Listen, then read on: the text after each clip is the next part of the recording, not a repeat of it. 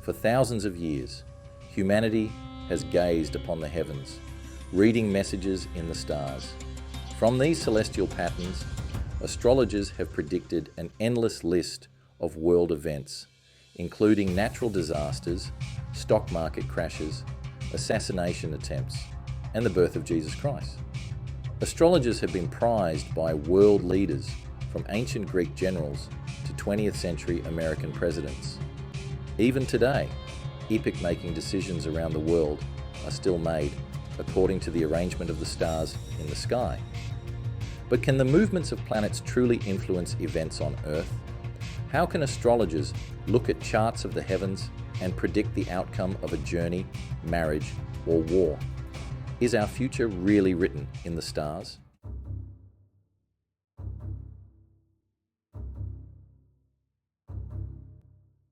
In 18th century England, there were two men whose backgrounds could not have been more different. One was a humble ironmonger, the other, King George III of England.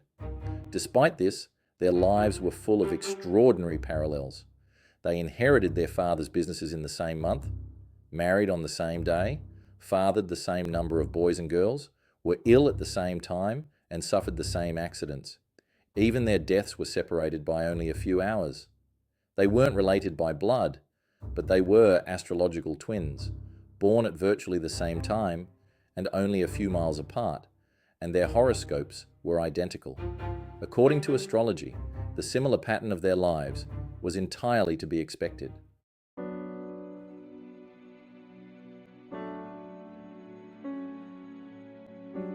Astrology in some form is familiar to everyone. Millions of people read their horoscope in the media each day, and even the most skeptical know their own zodiac sign. What they may not realize as they scan the newspaper columns is that they are the beneficiaries of the most far-reaching intellectual enterprise in human history. Known as the Queen of Sciences, astrology is our most ambitious attempt to combine science and philosophy into an overall explanation of destiny, and it's as old as recorded history. It began 5,000 years ago as people watched and noted the movement of the stars in the sky. Excited by these observations, they proposed a link between movements in the heavens and human lives on Earth. Since then, astrologers have maintained that there is a meaningful connection between planets and people, but they have never agreed on how or why, and perhaps modern science and the discovery of subatomic particles in the 20th century may just hold keys to how. Astrology has stood the test of time. It's as popular now as it has ever been, and it flourishes in every corner of the globe. Astrology being, by its own humanistic science, infinitely flexible, we just can't get away from the fact that it's one of the most accurate descriptions of character we have, and it can predict the future. The reason for the success and popularity of astrology is because it is a truth. It is something that is fundamental. Astrology comes from something higher than ourselves, as if it is a definitive part of the universe.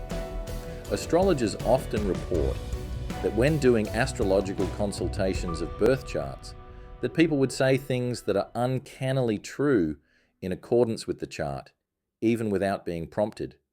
For most people, a horoscope means a brief impersonal prediction in a newspaper or on TV.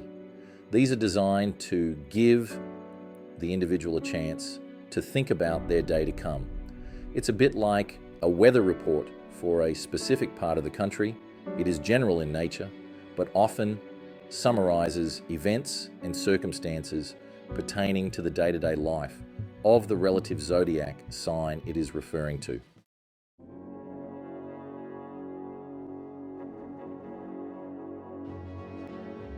But these written columns refer solely to the signs of the zodiac, referred to as sun signs.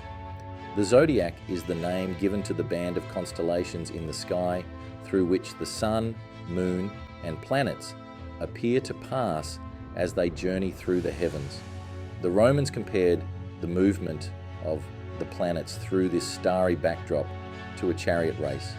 The sun, moon, and planets are the chariots, and the constellations are the racetrack. The zodiac is divided into 12 divisions or signs. Everyone born during the approximate 30 days it takes the sun to travel through one division is said to belong to that sign, and astrologers believe that they will share its characteristics and influences.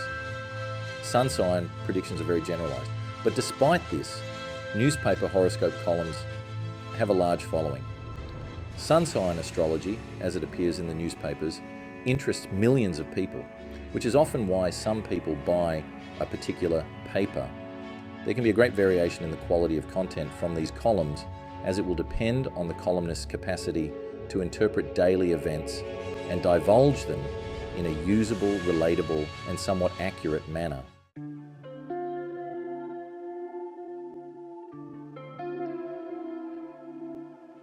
A true horoscope is more than just a sun sign description. It's a personal chart describing the astrological influences relating solely to that individual. The chart is cast by an astrologer and is known as a natal chart. This is a map of where the planets are at the time of your birth, and it is a unique map that relates to you in particular. From that information, an astrologer can then tell you about your potential, the type of person you are, the type of experiences you may have during your life, and how you could perhaps understand difficult areas in your personality. Astrologers can make accurate observations from that natal chart to reveal whether a person is outgoing, anxious, musical, technical, or emotional, and it can indicate an individual's most likely professions. The chart is a snapshot of the heavens at the exact moment of birth.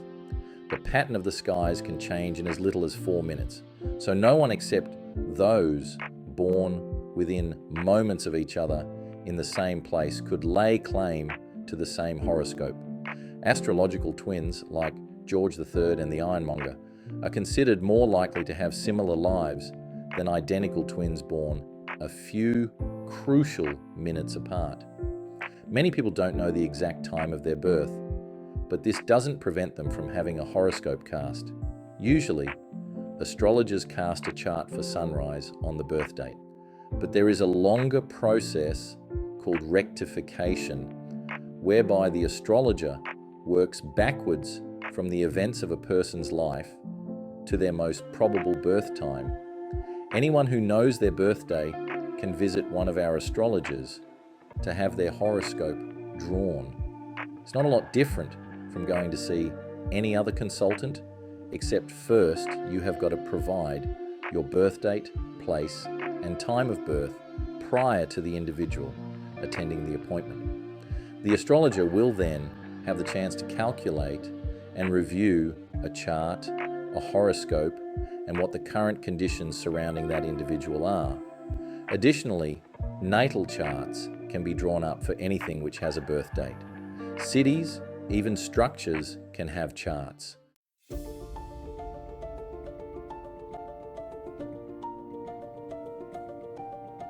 The Berlin Wall, for example, built in August 1961, had a horoscope which predicted a time of instability and change, and the dissolution of its structure for November 1989, when the planets Saturn and Neptune came together in the sky. What astrologers have done for centuries is to calculate particular politically important moments for each country. For one country, it may be a revolution. For another, a coronation. So, in the United States, for instance, we take July 4th, 1776, which is when the wording of the Declaration of Independence was agreed, and this is when the United States celebrates its birthday. Drawing charts for places, groups, or countries is known as mundane astrology. It's the most ancient form of astrology and the one most commonly used by world leaders in history. These horoscopes show the most auspicious time to begin important enterprises, whether it's making an important speech or declaring war. Astrologer Joan Quigley used mundane astrology to select the time for Ronald Reagan's second inauguration as President of the United States. She chose 11:57 a.m. in a chart set for Washington, D.C. as it is a particularly positive chart for such an event. The Sun was in the sign of Aquarius, Ronald Reagan's sign, and Jupiter, the planet of growth, expansion, and opportunity, was next to the Moon, which signals popularity and the public. There could have been no better indication for a successful administration, according to Joan Quigley. The role of Quigley in the White House was a highly secret one, but politically important dates in modern Malaysia and India are still decided by public astrological readings.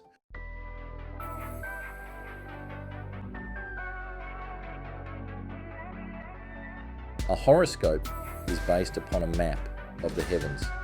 It's a very detailed map, and modern astrology now uses computers to do its otherwise time-consuming task of physically drawing up the chart.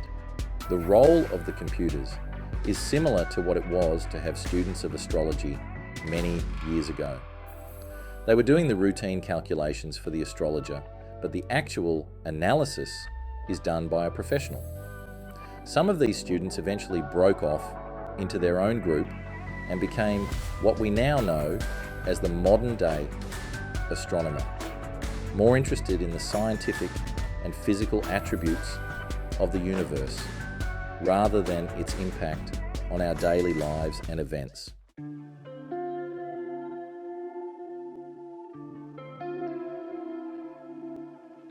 The map comes to life when a skilled astrologer begins to read it. Astrology is a technical subject, requiring considerable knowledge of the planetary influences revealed in the chart. Practice and experience are the key. Astrologers do not claim that horoscopes categorically predict the future. They say that the stars don't compel, they only incline. So no horoscope would declare that an accident is going to happen, only that a particular moment is accident-prone. Astrologers aim to provide their clients with extra information, thus adding to choices, not restricting them. Many people find that having an astrological consultation provokes thought and forces concentration on the issues, helping them with decision-making. How can analyzing a map of the heavens affect the personalities and actions of people on Earth? The solution lies in astrologers' belief in the nature of planetary influence, a belief that began 5,000 years ago and is only now in the past century getting closer to uncovering that physical link.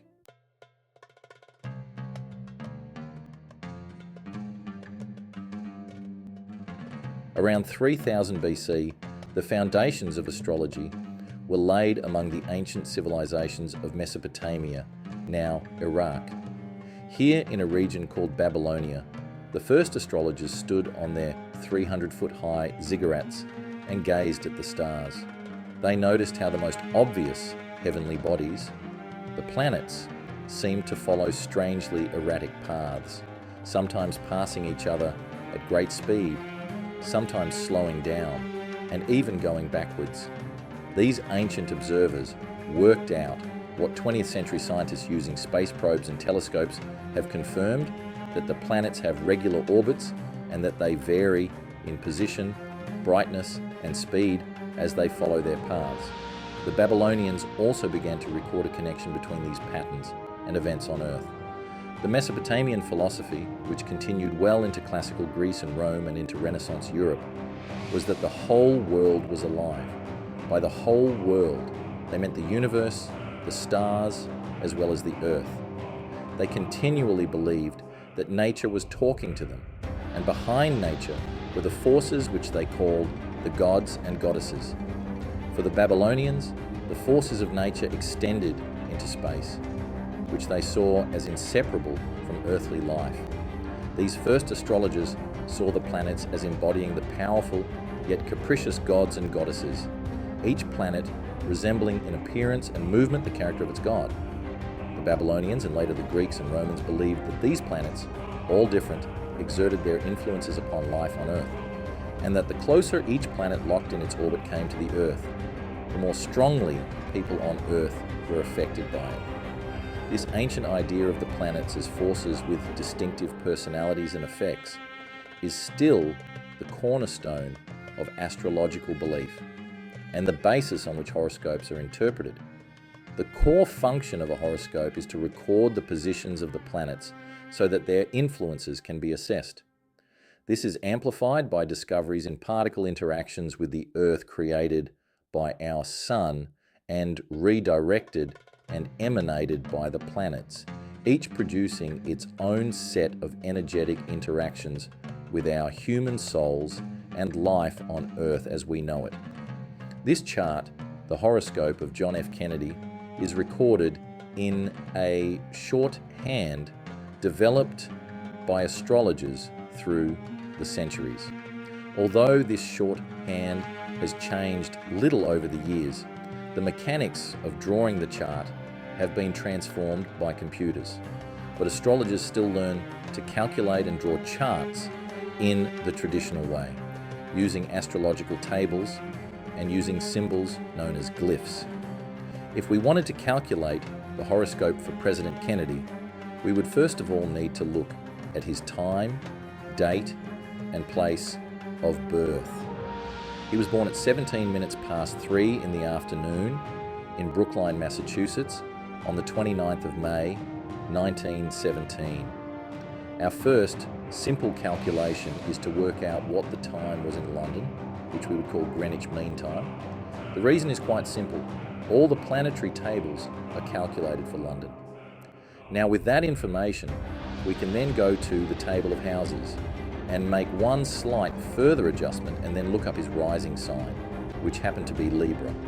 The rising sign is the sign rising over the eastern horizon when you were born. In astrology, the rising sign or ascendant is as important in your horoscope and character as the sun sign. So taking President Kennedy's chart, his rising sign is Libra. We mark that carefully on the left-hand side, and then if we are using the whole signs house system, we fill in the rest of the signs of the zodiac around the outside, through right round the circle, round back to Virgo. The chart's further set of divisions are known as the houses of the chart. They refer to practical areas of human life, such as your self-personality and appearance, right through to things such as family, money, travel, work, and relationships. The next stage is to work out where the planets were at the time of birth. We go for this information to a book called an ephemeris, which lists the positions of the planets for every day of the year. Taking President Kennedy's chart, for example, he was born with the sun in Gemini and the moon in Virgo. The planetary positions in the ephemeris are given to the nearest degree very precisely. So we're not just looking at the sign the planet is in, but also the precise degree of the sign. We go around and do the same with the other 8 planets. Once the planets have been recorded on the chart, interpretation can begin. The astrologer must know the influences identified with each planet. In Kennedy's chart, the most significant planets are Jupiter, the planet of leadership and success, Mercury, the planet of the mind and communication, Mars, the planet of war, Venus, the planet of love, and Pluto, the planet of death and endings. The relationship of planets to each other can be as important as the individual effect. One powerful grouping is a key feature of Kennedy's chart. It's interesting to see that he had a very, very powerful conjunction of planets in Taurus. A conjunction means the planets are linked very tightly within 8 degrees and a sign. He had Jupiter, which is a planet of optimism and growth, Mercury, which is the planet that ruled his mental processes and ideas, and Mars, which is the planet of anger and aggression, and in politics indicates war. Taurus is a sign that is very persistent and very stubborn, achieving its aims without deviation. I think this alignment indicates his success in standing up to the Soviet Union in Berlin and Cuba. Of course, looking at the chart very literally, Mars in ancient times ruled arrows and spears, and in modern terms that would be missiles. The angles between planets in a chart, or aspects in astrological terms, are also important.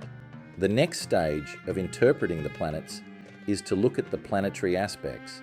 These are precise distances between planets. Some are difficult and others are easy. In Kennedy's chart, the moon was making two difficult aspects, one to Venus and one to the sun.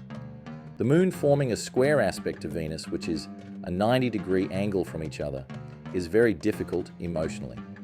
This represents the deep internal conflict he felt between his love for Jackie and his desire to explore relationships with other women, like Marilyn Monroe.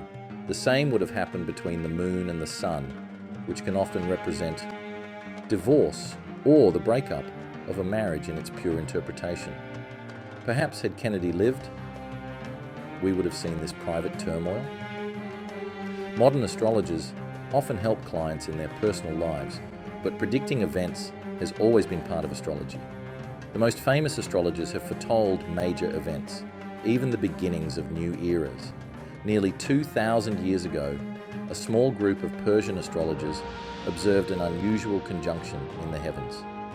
They discovered that this had been predicted by the astrologer-philosopher Zoroaster, and that it would herald the birth of a new king.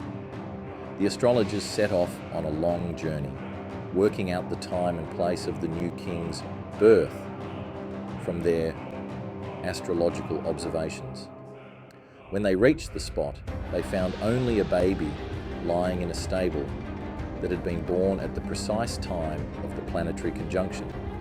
The astrologers were the Magi, and the baby was Jesus. Astronomer Dr. Percy Seymour has studied the skies as they were at the time of the birth of Christ. He found a rare association between the planet Jupiter, traditionally associated with kings, and Saturn, associated with the Jewish people. He stated that these two planets actually did a dance in the sky and came together 3 times in 1 year. That's called a triple conjunction.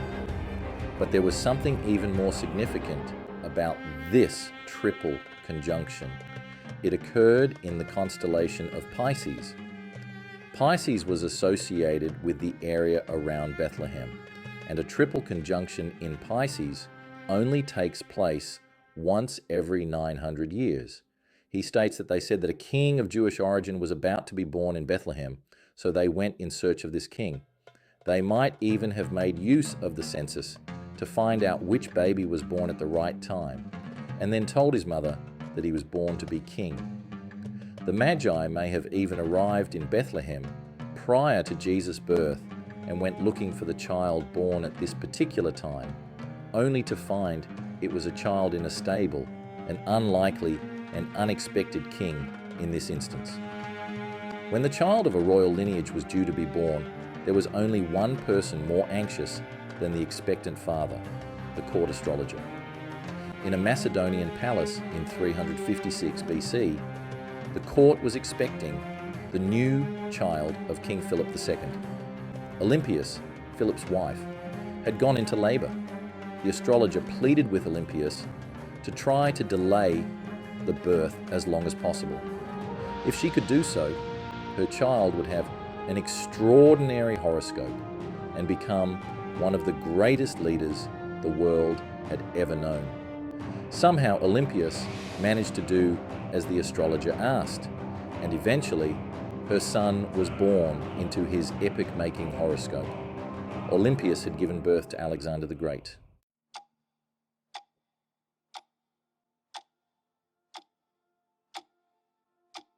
The fortunes of astrology waxed and waned during the Middle Ages. By the 16th century, astrology in Europe had become highly refined, well regarded, and an essential qualification for any educated person. Astrology was a mainstream academic subject taught in universities alongside mathematics, medicine, and astronomy. It was used by doctors, scientists, and high-ranking intellectuals. One of the most famous astrologers of all time was John Dee, who was a personal astrologer to Queen Elizabeth I of England. He was responsible for some of the most important decisions taken in one of the most important reigns in English history. Dee's work included acting as a spy for Elizabeth, but astrology, not foreign intelligence, was the cornerstone of his instructions to his queen. he chose propitious dates for all important events. One of his greatest successes came in 1588, when he advised Elizabeth on the timing of England's victorious confrontation with the Armada, the invading naval force of Spain.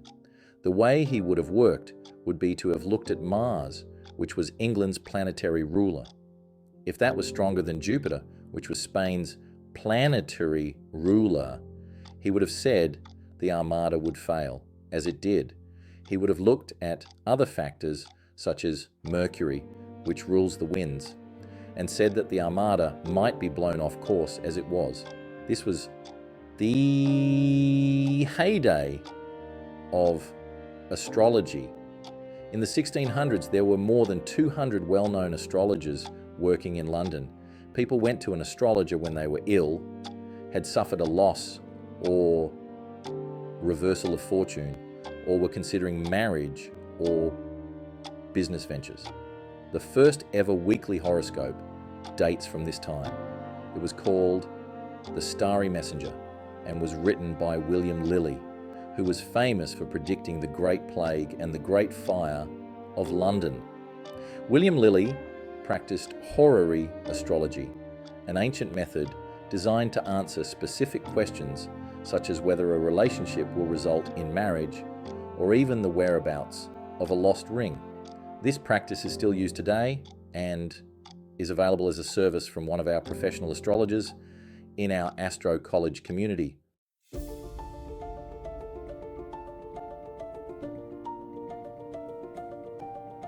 By the 20th century, we had come full circle back to finding personal astrologers next to political leaders and ordinary people seeking advice from newspaper horoscopes or their local astrologer.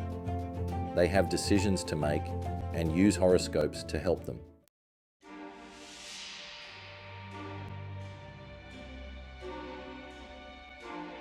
During the Second World War, Hitler secretly employed an astrologer, Karl Kraft.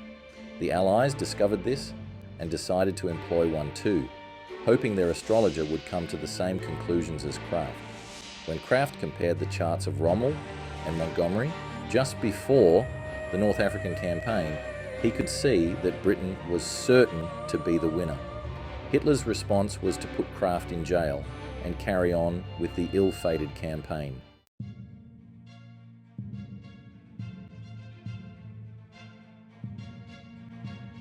In the 1980s, President Reagan was inclined to follow the advice of his astrologer, Joan Quigley, who had revealed to his wife, Nancy, and was to predict the assassination attempt on Reagan's life. Thereafter, she was involved in all the major and many of the minor decisions of the president's schedule. Her calculations would be as precise as selecting the time that the president's aircraft, Air Force One, would leave on a trip for a summit conference. A message would go from Mrs. Quigley to Mrs. Reagan to the president's office that the president's plane should take off at a specific hour for a summit meeting, and it did. In the winter of 1986 to 87, Quigley was worried about the movements of Uranus and Saturn. She felt they indicated a danger of assassination. For 4 months, Reagan stayed inside the White House, emerging only once to give the State of the Union address. Every event in the president's life was timed by the casting of horoscopes. But how did horoscopes help Reagan with the bigger issues of the presidency?